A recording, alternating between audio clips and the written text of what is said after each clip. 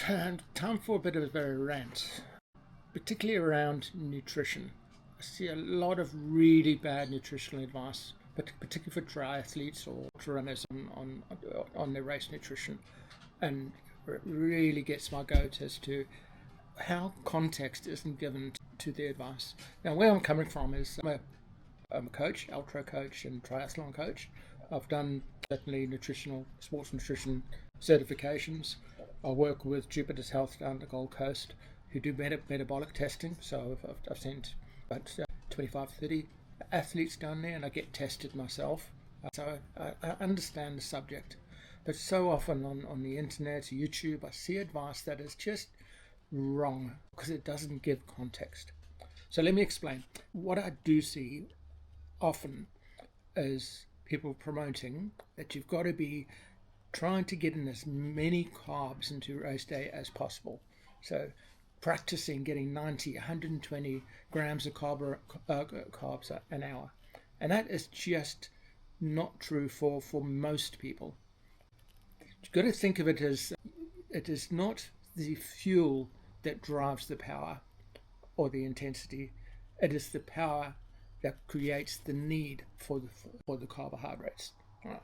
So throwing in more fuel and saying I need to get 90, 120 grams an hour, if you're not using that much, it's only going to create problems. Right.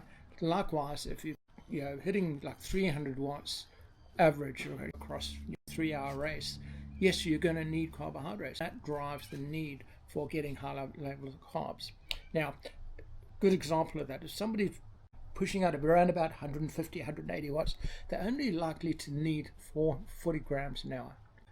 Maybe more, depending on how much fat they actually burn naturally, intensity. But if you're doing proper training, somebody doing 150 watts, 40 grams on average is going to cover it. If you may need more, it's a very individual, but there is a range there.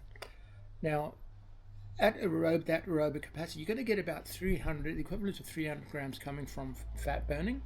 But once you go past that 150, 180 watts, that amount of fat you can burn into energy hits its limit and is likely to actually start going down. So if you now ramp it up to 300 watts, all that extra capacity is going to have from carbohydrates, you're going to have to replace it. Once you get to 300 watts, you're likely to need around about 120 grams an hour to get that sustained energy coming through.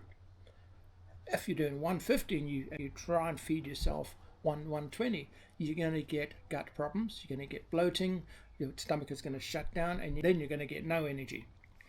The other drawback is if you throw in too many carbohydrates to break down into your stomach, it'll draw blood and water into your stomach to break it down. And that is blood and water that are taking you down away from your skin for cooling, from your transportation from energy into your muscles, low blood flow there, and then you have another set of problems. So really got to think around how much carbohydrates you're going to have and then test it. Usually as a baseline for people who don't want to spend the money to do metabolic testing is start off, if you're 150 watts, it's around about 40 grams an hour. If you're 200 watts, it's getting up to around 60 grams an hour, and then it goes upwards from there. That's the baseline. Then go out and test it, but test it at race intensity and see how that works for you. Do not assume you just need more and more. All right. The other thing is around fueling is complex carbs versus simple carbs. All right. The reason you may need a good blend of different types of carbohydrates in drink is when you're trying to get more through the different channels of absorption through your stomach to get energy in. All right. It's a complex process and needs more energy to do that anyway, but you only really need that if you're hitting that well above 60 grams an hour. You can easily get 160 grams an hour through a simple process of having simple carbs, and it's safer to do it that way. However, if you need more, you need different channels. So you need maybe maltodextrins, you'll need fructose, you'll need sucrose, all in the same bottle to use different channels of absorption to actually try and get as much through as possible. Now, if you're hitting 150 watts, or if the equivalent in terms of running, just remember it's the same principle. Simple is better if you can go there. More complex is puts more load in the body but allows you to get more channels through. So my suggestion is if you higher wattage or high pace in terms of your run and using a lot of watts, lean towards the more complex products like Infinite and the ones that have a lot of different blends, different types of sugar in them. Not if you 180 or below, even 200 and below, try stick to simple sugars because it's a simpler process, less load on the gut, less bloating, less risk, easy to catch up if you fall behind. And those are trail brews, tailwinds, even down to as simple as Coke. Is actually going to probably work better for you. But remember, it's not about intensity, and the more intensity doesn't necessarily drive up your fuel need as much as the power that you're actually pushing out. It's like a small engine revving fast doesn't use as much power as a big engine revving slow. 4-litre engine is going to use lots of fuel because it's lots of latent power, where a small engine in a 1,000-litre little engine revving high, it's not going to, or throwing more fuel in, it's not going to help. Right. So, lower wattage. If you're only pushing out 150 watts on your range, 50 is the guideline. If you're pushing out 300 watts, you're going to need more. You need the complex stuff. Obviously, amongst this all is electrolytes. It's really important to replace electrolytes in balance with your drink consumption, so your fluid consumption. So it's not necessarily the same. I tend to decouple fuel from my drinks, and again, my electrolytes slightly from my drinks as well. If you have a hot day, you're going to need to replace a lot of fluid. Now, if that's coupled directly with all your fuel, like your Infinite or your Tailwind, you're drinking a lot because you're sweating more, you're going to overfuel. So I'll tend to decouple, have one bottle that's like triple mixed, but drink it slowly, and have water bottles so I can replace. Likewise, the electrolytes, you want it directly related to your fluid intake.